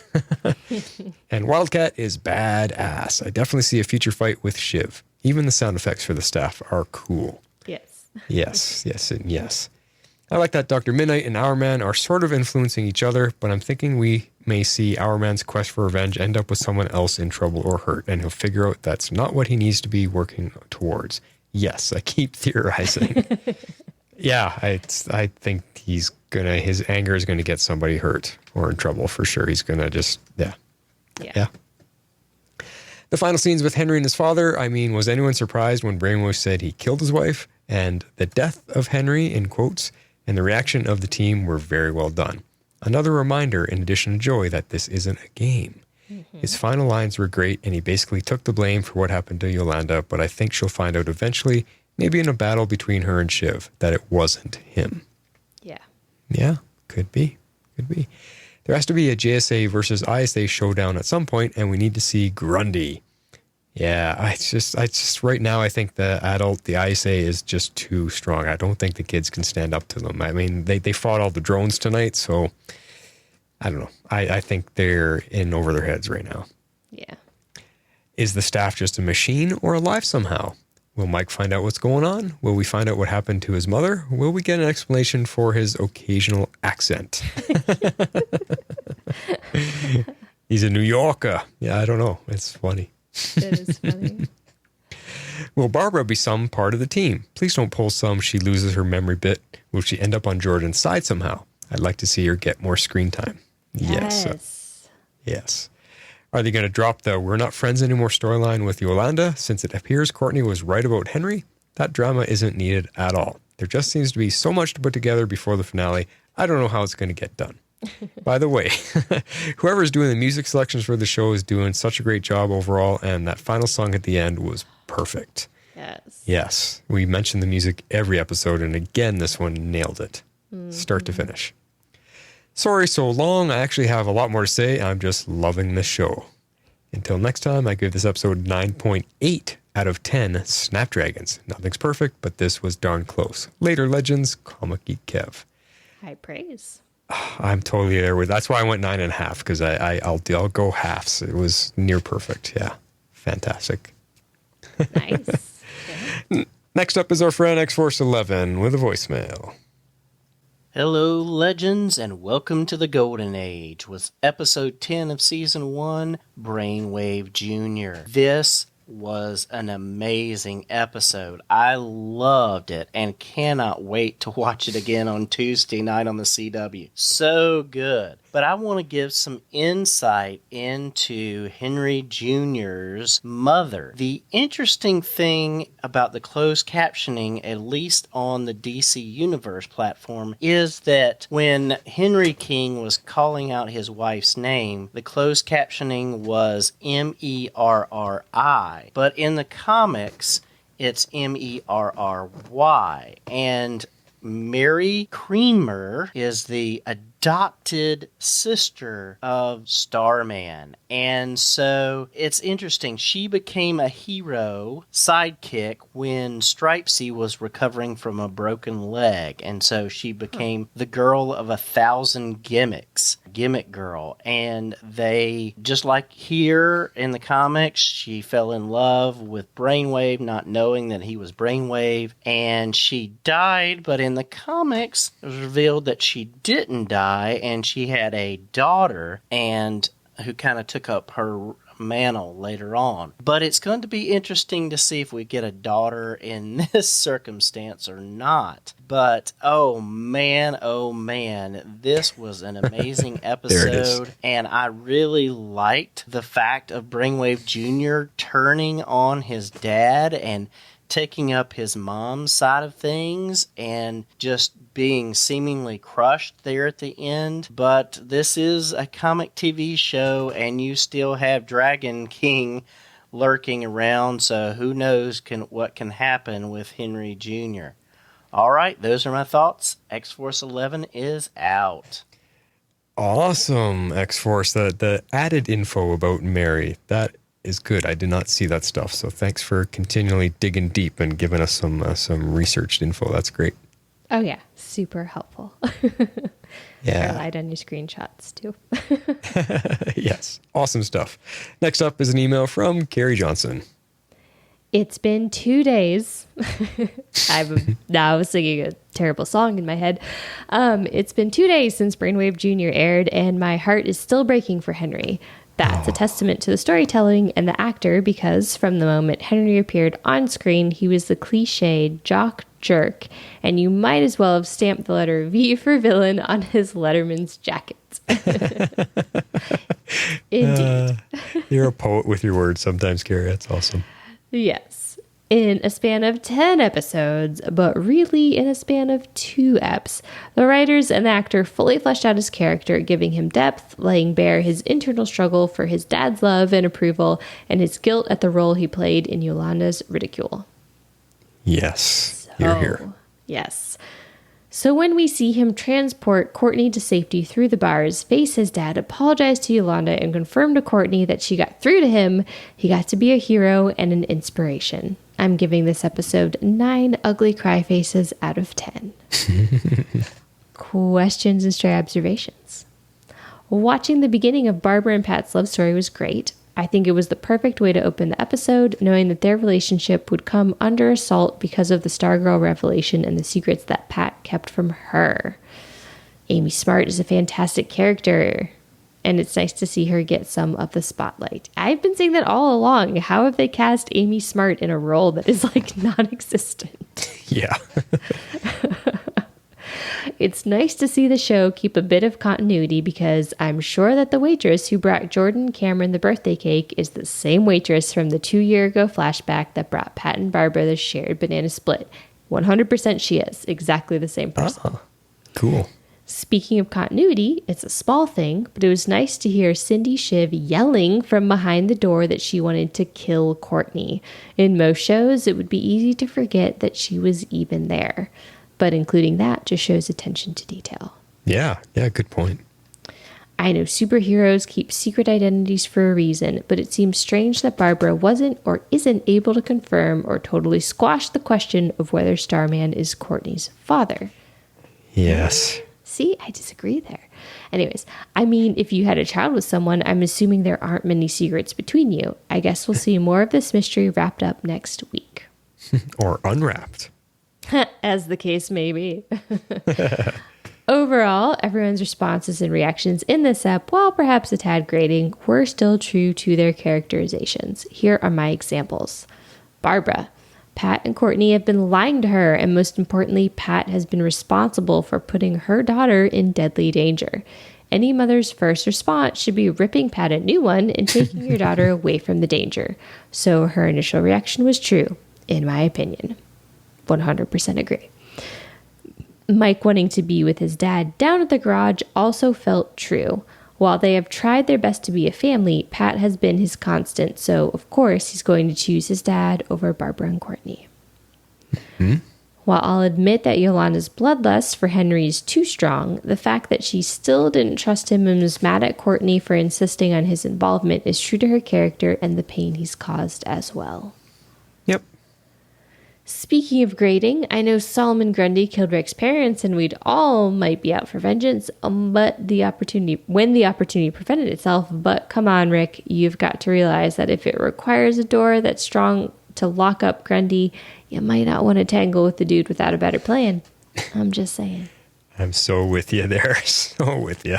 100% with you. Yeah. The only thing that sort of appears mysterious is Brainwave. Without his full memories, based on what Henry was able to pull from his mind, Brainwave appeared conflicted about his role in the Injustice Society. But when his memories were restored, he was certainly resolute in his allegiance to the ISA, even confirming that he killed his own wife and then killed Henry. He doesn't write that with an exclamation point. I just say it that way because I'm angry. It has me wondering if the Snapdragon Cadaver King and Icicle did something to him when they restored, quote unquote, his memory, or did Henry just read him wrong? I kind of think I agree with where Flash is going with this, and that 10 years ago he was a different person than he became today. Does that count? When he woke up. Yeah. Yeah, like he was still a bad guy 10 years ago. I think, yeah, all along he's been a nasty dude. And I think just having his memories restored brought him back to what he's been for the last 10 years. Yeah. So I think Henry reading him was reading the memory lost version of him. Yeah. Yeah. All right. Finally, I like to believe that at the last minute, Henry transferred his consciousness to one of Dragon King's available cadavers, and we haven't seen the last of Henry. See you guys next week. I mean, that's an interesting theory, but does Henry have that ability yet? He's still trying to figure himself out. I don't know if he could actually transfer his consciousness. It's a cool idea that I would see Brainwave Senior being able to do. So I'm gonna hold true to Henry Jr. having some type of force field around himself to protect himself. Yeah, well, we'll see. We'll see. Awesome, Carrie, as always. Next up is Dreamweaver with a voicemail this week. Hey, Flash and Harley and fellow Legendaires. I just had to sit down and do a voicemail for this one because there was just too much in this episode. I'll start off with the lighter stuff and stray thoughts before I get to the heavier side of this episode. First off, that opening flashback with Pat and Barbara, that was so charming. And once again, the music selection in this show is just excellent. Especially if you're listening to Ain't No Mountain High Enough over top the DC logo on the DC Universe app. Yes. And then as a side note, when Pat is explaining everything to Barbara, something occurred to me seeing all those old black and white photos again. And it may just be for the aesthetic of the show they're going for, but it does beg the question of just how old is Pat really? Since a fair amount of other things throughout the show are following the Stars and Stripe comic pretty closely, is Pat time displaced as well as the other members of the Seven Soldiers of Victory? Or is it just something else? This may just be a minor discrepancy because they use Luke Wilson for all the old photos, but he's looked the same age since Starman was just a kid. And then when Jordan freezes the staff at the hospital, he asked it, "When did you come from?" Not where. Good It may point. not be anything, but with all the great attention to detail the show has put in so far, it may be a hint towards something. The next episode is Shining Knight, so maybe that will provide some answers. And then with that, Luke Wilson is just bringing a whole lot of great nuance to Pat. His little "I love you" to Mike on the staircase just killed me. And then I love the scene with Henry and Courtney on the street. The memory transfer thing was really cool. As much as it could be cute for them to be cousins, I don't really believe that Starman is actually Courtney's father. For one, in the comic, he's not, and Sam Curtis is. But hey, they may still throw us for a loop. And Courtney's story arc is mostly about family and discovering who family really is, such as their bond over blood element of family.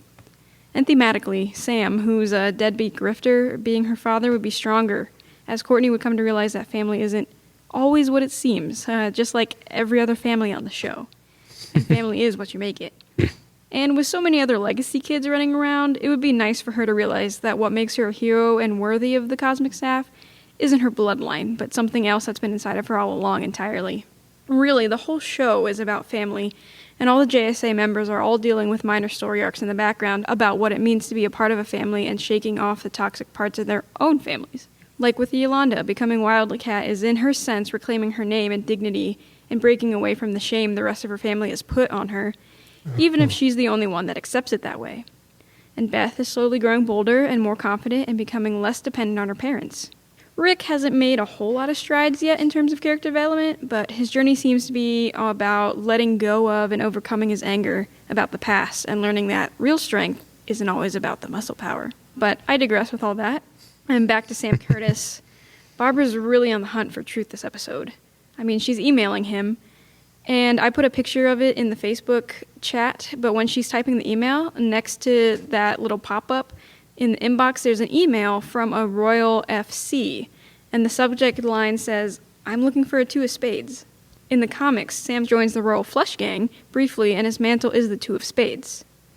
Well, now that I think about it, it might be the 2 of clubs, but really it's the same thing. It's a really clever Easter egg placement. This show just pays so much attention to detail, and I am really loving that aspect of it. Also, Courtney pulled back out that little Christmas gift from the pilot. I wonder what that is and if it will end up being important. My guess, it might be the second half of the locket, like a picture of her and Barbara she wanted to give to him, but never got that chance on that Christmas. And then Barbara recording the McKent's conversation. That was so good. The JSA needs a lesson or two on espionage from her. She really wants to get to the truth about everything here. And I don't want her and Pat to split, and I don't think she wants to either, as she's trying to understand what's going on. And they went back to that diner together at the end. That might mean something. And then we get to everyone in the tunnels. First, Rick, come on. You can't open the door with the strength from the hourglass, and you still think you can take on Grundy? I mean, talk about his blind anger right there. Like, everyone else is in danger, and he just wants to yank open this door. But then Courtney really got to show off that she can fight and hold her own without the staff. She seems to have been relying on the staff's power a bit too much in previous episodes. And the pacing of that fight scene was great. Courtney and Yolanda's reaction to dragging King without his hood was priceless. And then we get to the end. Henry, his story was just beginning. I feel like they made way too much of a deal in the previous episode about him having powers for him to just be dead. I mean, the JSA really needed something big to galvanize them into being a team and, being smarter about everything. But no, not Henry Jr. Jake Austin Walker also acted the hell out of that scene. And you could just feel everything he was feeling. You could see it on his face. Yep. Perhaps when Henry Sr. and Jr. were at the hospital in the previous scene and when Jr. was hiding, they showed that there was a fairly long pause of telepathic ringing. Maybe they were making a plan to keep Jr. safe and everything in the tunnels was all an act for Dr. Ito and the team? And then one of them made a shield when the rocks came down? I mean, Brainwave was waiting an awfully long time and let Henry say goodbye in a sense, and he didn't try to kill the rest of the JSA. There were a few bits of where he started a conversation telepathically and switched to that and then out loud conversation in that scene. So maybe they were having a separate telepathic conversation the whole time? Or maybe I'm just in denial about what happened. We've seen the trope of people coming back from the dead so many times in comic books and comic book TV, but I don't want that to be the last we see of Henry. He's got so much potential as a character. Maybe they'll do an Agent Coulson-like situation, and, they just needed that death to come together, to make the team come together, and he's actually really alive. Or maybe this was Henry Sr.'s twisted way of protecting him from being used by Dr. Ito. I just don't want Henry to actually be Ted. And I guess I won't try to make too many predictions or I'll just disappoint myself. But wow, what an emotional way to end the episode and just leave us hanging like that. And now there's only 3 episodes left. I'm really not convinced this season is going to end with the JSA winning. Not unless some more experienced heavy hitters show up to help. Do you think there will be a second side to Henry's death? And do you think Brainwave actually did kill his wife, like he's saying? Anyway, I give this one a 9.5 people aren't monsters out of 10. I will say I'm still very much enjoying the show. The attention to detail and use of Easter eggs as not only Easter eggs, but occasionally foreshadowing and plot points is phenomenal, and I really have to hand it to the cast and crew. They are doing a great job. Color grading and color theory in general is one of my favorite parts of the filmmaking process, so I'm going to nerd out a bit for a moment on the show's fantastic use of lighting and color. Please do. This episode especially, the green and yellow color palette dominated the screen, as these are the colors of Brainwave and Junior's powers and suit. It was all throughout the tunnels and in the hospital scenes. And they also use the blue-red color scheme profusely almost any time a scene involves the Whitmore-Dugan family. Take a look at both diner scenes and the wardrobe choices for all the family members during this episode. It's such a slick touch, and I really appreciate it so much. As much as I love the other DC TV shows, you can really see the benefits and quality of both writing and budget of not having the CW restraints on Stargirl. Why must network television politics always get in the way of good storytelling? But I digress again. I still have more questions and I still have more feelings, but until next time, your friend Dreamweaver signing off. Oh man, Dreamweaver, that was awesome. You have some eye-opening theories that I don't think we even thought about. Definitely not, but I am with you on all of the Henry stuff. Yeah, that was but just amazing thoughts, amazing ideas, and way to pick up on some parts that maybe a lot of us missed, like just little touches. And the one I want to call back to is way back in the beginning of your feedback about the staff.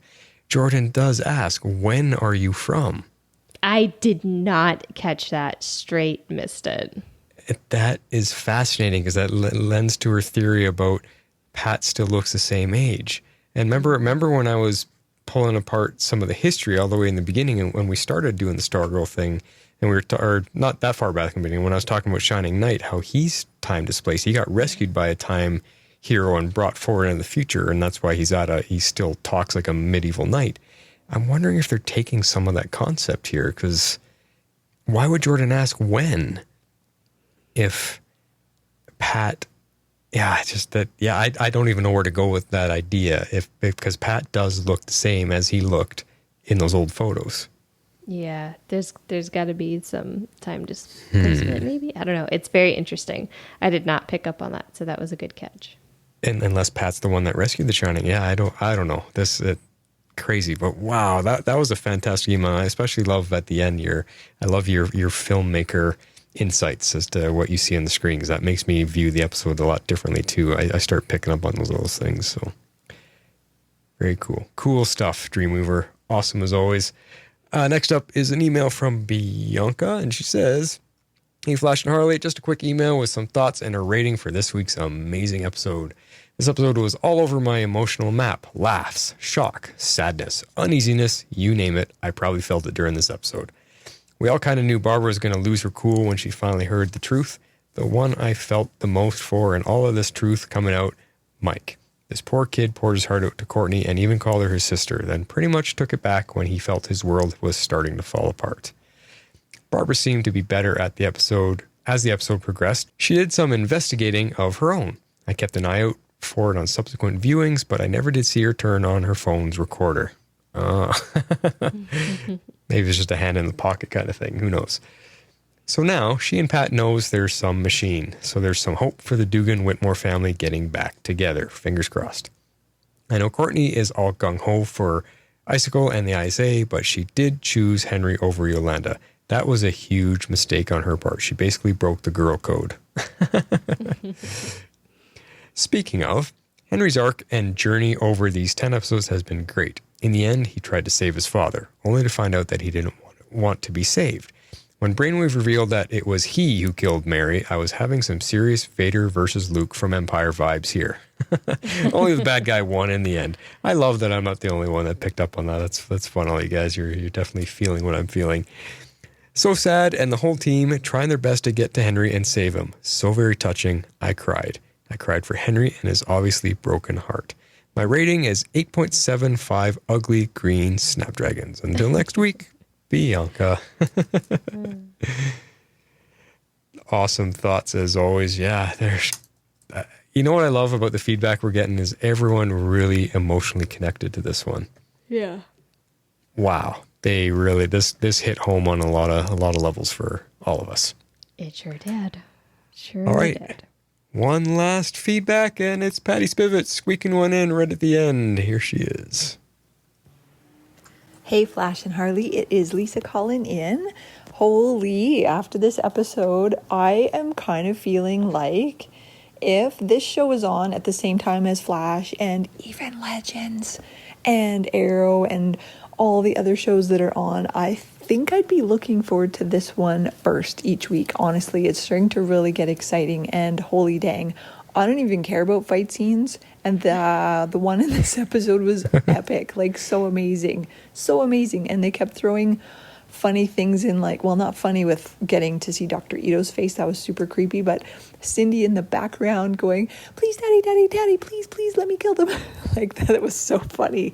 So amidst all this crazy, amazing fight scene, there's humor and other things going on, and I just really like how they're doing this show. I'm liking it, guys.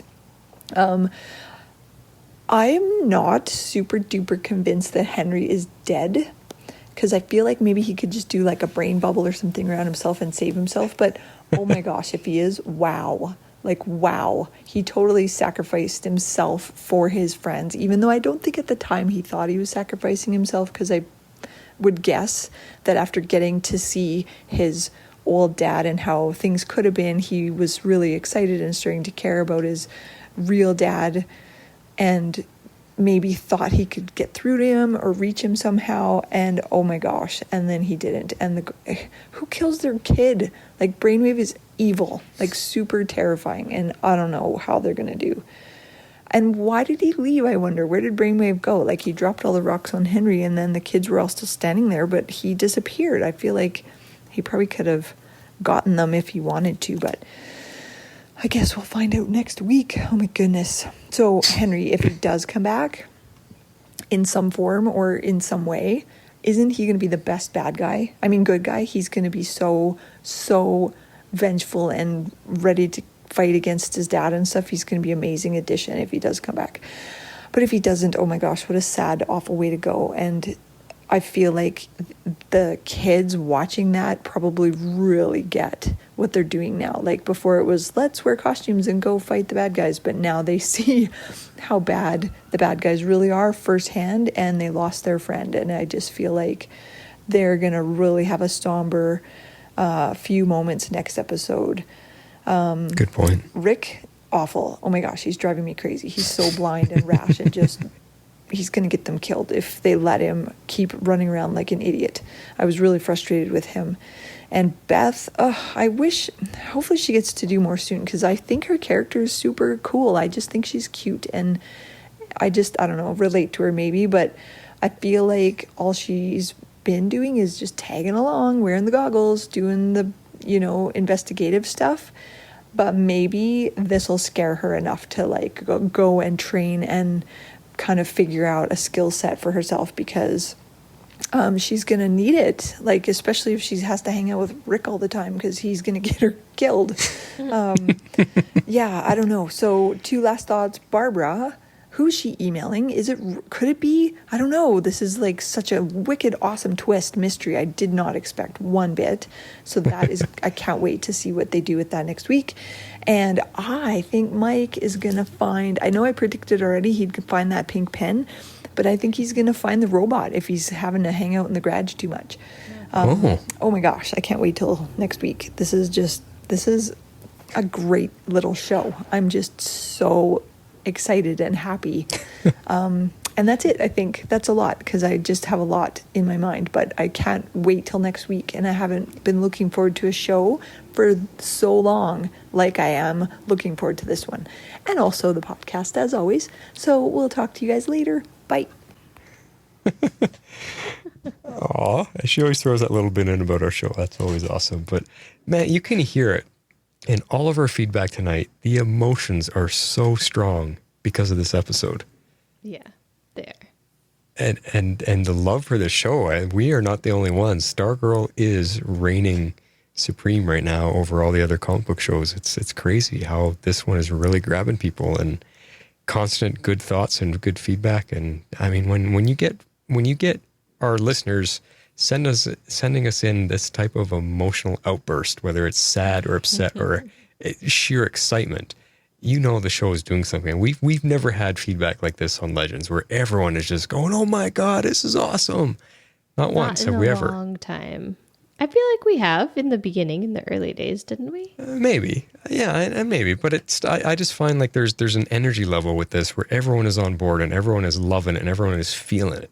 I mean, it's great. I'm so happy, and I'm so glad that we decided to cover this, because this has just revitalized us to get to podcast about another great show. Yeah. I mean, that's true. Awesome, guys. Well, that was all a bunch of fantastic, absolutely amazing feedback. And we still want more. We want more of you to join us. So in order to do that, follow these instructions. If you would like to be a part of the show, you can send in your feedback to tomorrowslegends@gmail.com. That's spelled with 1 R. You can also reach us on Twitter @tomorrowslegends, also with 1 R. We'd love you to join our Facebook page at facebook.com/groups/tomorrowslegends and become part of the community. Tomorrow's Legends.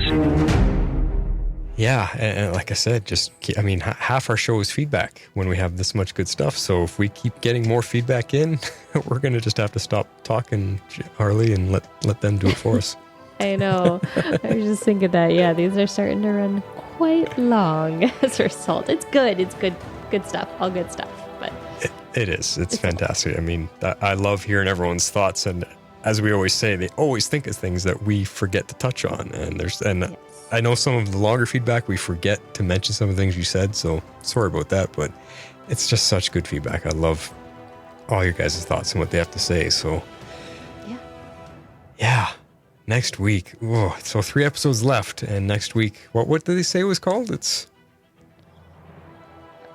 Shining Knight. The Shining Knight. So we might get some more janitor action, which could be very cool. I'm interested what kind of info is going to be revealed. Yes, some answers about his potential time displacement. Possibly. Well, I'm with everybody. I can't wait. I'm excited. This is going to be a long weekend waiting for Stargirl to come back, but I will do it. We'll all do it. We'll see you next week. Have a good weekend, everybody. This is The Flash signing off. And this is Harley Quinn. I'm out.